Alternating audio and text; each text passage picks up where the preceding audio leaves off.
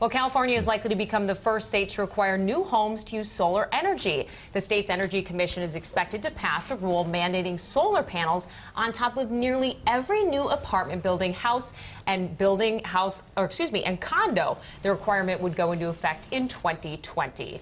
This is exciting to a certain degree because the cost of solar panels and solar installation, for most people, it's just not a rational choice that you would make. The upfront cost is, it can take 15, 20, 25 years to recoup that cost in energy savings.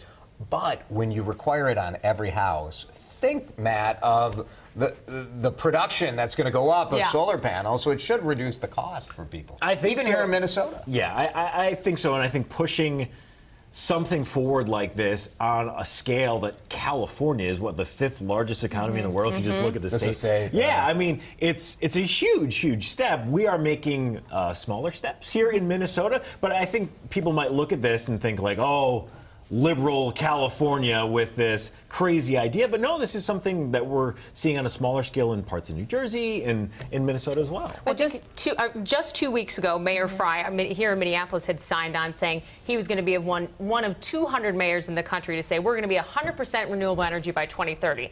That's a little aggressive, but we're seeing these kind of changes all over. I think that people are saying, hey, we need to do something to try to help the environment. Well, I think it's important to note, too, with this, it's only for new houses, so new homes, new apartments, new condos.